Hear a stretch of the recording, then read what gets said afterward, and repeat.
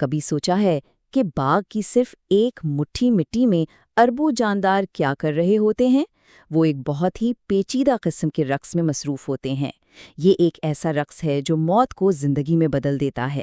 آج ہم اسی جادوئی عمل یعنی گلنے سڑنے کے پیچھے چھپی ہوئی کیمیا کو سمجھنے کی کوشش کریں گے کہ کیسے فضلہ زندگی کا سرچشمہ بن جاتا ہے۔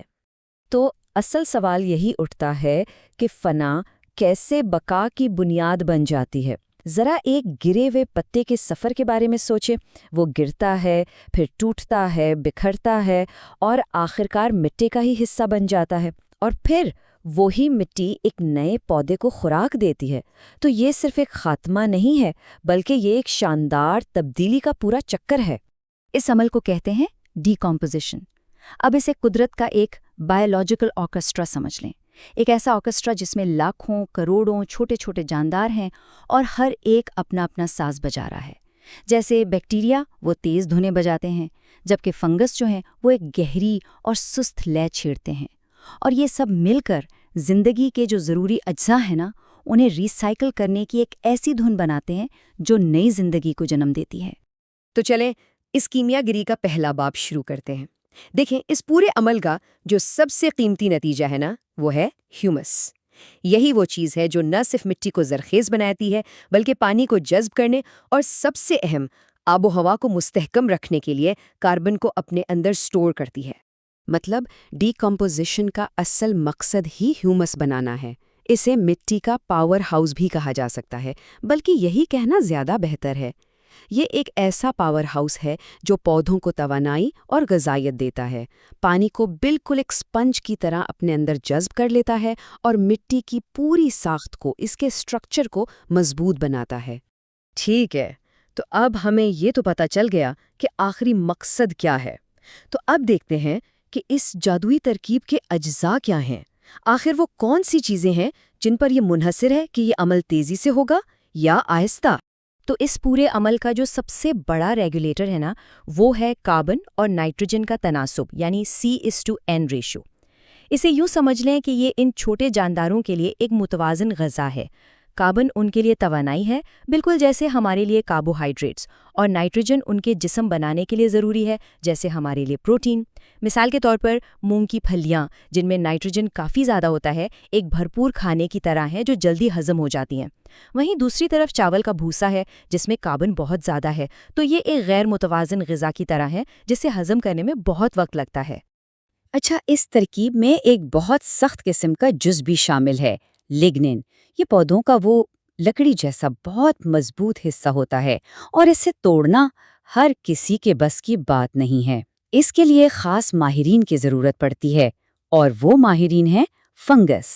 فنگس کو آپ قدرت کے ماہر لکڑہارے سمجھ سکتے ہیں، جن کے پاس اس سخت مواد کو توڑنے کی ایک منفرد صلاحیت ہوتی ہے۔ تو اب ہمیں یہ معلوم ہے کہ مٹی کے یہ کیمیا دان یعنی فنگس اور بیکٹیریا الگ الگ اجزاء پر کام کرتے ہیں۔ تو آئیے دیکھتے ہیں کہ تبدیلی کے ان دو مختلف راستوں پر وہ کیسے آگے بڑھتے ہیں۔ یہاں دو بالکل مختلف قسم کی اسٹریٹجیز ہیں۔ فنگس کا راستہ جو ہے نا، وہ صبر والا ہے۔ وہ لکڑی جیسے سخت مواد کو آہستہ آہستہ توڑتے ہیں، اس سے غذائی اجزاء بھی دھیرے دھیرے نکلتے ہیں اور کاربن لمبے عرصے کے لیے محفوظ ہو جاتا ہے۔ یہ طریقہ عام طور پر جنگلات میں نظر آتا ہے۔ دوسری طرف ہے بیکٹیریا کا راستہ، جو بہت تیز ہے۔ وہ شکر جیسے آسان مواد کو فوراً ہی توڑ دیتے ہیں۔ اس سے پودوں کو ایک دم سے خوراک تو مل جاتی ہے، لیکن کاربن زیادہ دیر تک مٹی میں نہیں رکتا۔ تو کسان اور باغبان اپنی ضرورت کے مطابق ان راستوں میں سے کسی ایک کا انتخاب کر سکتے ہیں۔ تو پھر ایک صحت مند مٹی کی پہچان کیا ہے؟ ماہرین اس کے لیے فنگس اور بیکٹیریا کا تناسب دیکھتے ہیں۔ جب یہ تناسب 1.5 سے زیادہ ہو، یعنی فنگس کی تعداد بیکٹیریا سے کم از کم 1.5 گنا زیادہ ہو، تو یہ اس بات کی نشانی ہے کہ مٹی کا جو ایکو سسٹم ہے وہ مستحکم ہے، لچکدار ہے اور کاربن کو بہت اچھے طریقے سے ذخیرہ کر سکتا ہے۔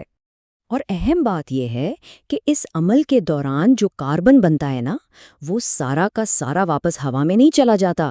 اس کا ایک بہت بڑا حصہ صدیوں تک مٹی میں قید ہو جاتا ہے۔ یہ عمل بالکل مٹی کی یادداشت کی طرح ہے، جو کاربن کو محفوظ رکھ کر ہمارے سیارے کی ایک بہت بڑی خدمت کرتا ہے۔ تو آئیے دیکھتے ہیں کہ یہ استحکام یا یہ اسٹیبلٹی آخر آتی کیسے ہے۔ کاربن کے اس خزانے کو محفوظ رکھنے کے دو طریقے ہیں۔ پہلا ہے فزیکل پروٹیکشن یعنی طبعی تحفظ۔ اس میں ہوتا یہ ہے کہ نامیاتی مادہ مٹی کے اندر بنے چھوٹے چھوٹے گھروں میں چھپ جاتا ہے، جنہیں مائکرو ایگریگیٹس کہتے ہیں۔ یہاں وہ ان چھوٹے جانداروں کی پہنچ سے بالکل دور ہو جاتا ہے۔ اور دوسرا ہے کیمیکل پروٹیکشن یعنی کیمیائی تحفظ۔ اس میں ہیومس چکنی مٹی کے ذرات کے ساتھ اتنے مضبوط کیمیائی تالے لگا لیتا ہے کہ وہ صدیوں تک نہیں ٹوٹتے۔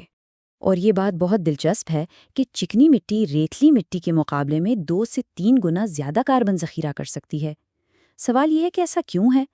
اس کی وجہ یہ ہے کہ چکنی مٹی کے جو ذرات ہوتے ہیں نا، ان کی سطح زیادہ چپچپی ہوتی ہے، اور یہ سطح کاربن کے ساتھ مضبوط کیمیائی بانڈ بنانے کے لیے بالکل بہترین جگہ فراہم کرتی ہے۔ ٹھیک ہے، تو اب جب ہم کاربن کو ذخیرہ کرنے کے راز جان چکے ہیں، تو اب یہ دیکھتے ہیں کہ ہم اس علم کو عملی طور پر اپنی مٹی کے بینک کو دوبارہ بھرنے کے لیے کیسے استعمال کر سکتے ہیں۔ تو سب سے اہم بات یہ ہے کہ ہم ان قدرتی کیمیا دانوں کے ساتھ پارٹنرشپ کر سکتے ہیں۔ اس کے 3 بڑے طریقے ہیں۔ پہلا، کور کراپس یعنی زمین کو ڈھانپنے والی فصلیں اگانا۔ یہ مٹی کو موسم کے اثرات سے بچاتی ہیں اور اس میں نائٹروجن بھی شامل کرتی ہیں۔ دوسرا طریقہ ہے بغیر ہل چلائے کھیتی باڑی کرنا۔ اس سے مٹی کے وہ چھوٹے گھر اور فنگس کے جال محفوظ رہتے ہیں جن کی ہم نے ابھی بات کی تھی۔ اور تیسرا، کمپوسٹ اور بائیو چار کا استعمال، جو مٹی میں پہلے سے تیار شدہ غذائی اجزاء، فائدہ مند جاندار اور مستحکم کاربن شامل کرتے ہیں۔ آخر میں آئیے ذرا بڑے پیمانے پر سوچتے ہیں، یہ ساری کیمیا گری صرف کھیتوں یا باغوں تک ہی محدود کیوں نہیں ہے؟ یہ عمل ہم سب کے لیے، ہماری کمیونٹیز کے لیے اور ہمارے مشترکہ مستقبل کے لیے اتنی اہمیت کیوں رکھتا ہے؟ 1,50,000 لیٹر، ذرا اس عدد کو ذہن میں رکھیں۔ یہ تقریباً 15 بڑے پانی کے ٹینکرز کے برابر ہے۔ یہ کوئی معمولی مقدار نہیں ہے، یہ بہت زیادہ پانی ہے۔ تو یہ وہ اضافی پانی ہے جو 1 ہیکٹر زمین اپنے اندر ذخیرہ کر سکتی ہے، اگر اس کے نامیاتی کاربن میں صرف اور صرف 1% کا اضافہ ہو جائے۔ یہ صلاحیت خشکسالی کے دوران زندگی بچاتی ہے اور سیلاب کے دوران اضافی پانی کو جذب کر کے تباہی سے بچاتی ہے۔ یہ موسمیاتی تبدیلیوں کے خلاف ہماری سب سے بڑی ڈھالوں میں سے ایک ہے۔ تو آخر میں یہ سوال ہم سب کے سامنے ہے، اگر مٹی ہی فضلے اور زندگی کے بیچ کا پل ہے تو ہم بہتر کیمیا دان کیسے بن سکتے ہیں؟ اور اس کا جواب کسی بہت بڑے اقدام میں نہیں، بلکہ چھوٹے چھوٹے قدموں میں چھپا ہے۔ شاید اپنے گھر میں کمپوسٹ بنانے سے، یا ان مقامی کسانوں کی مدد کرنے سے جو مٹی کی صحت کا خیال رکھتے ہیں۔ ہر چھوٹا قدم اس عظیم چکر کو مزید مضبوط کرنے میں مدد دے گا۔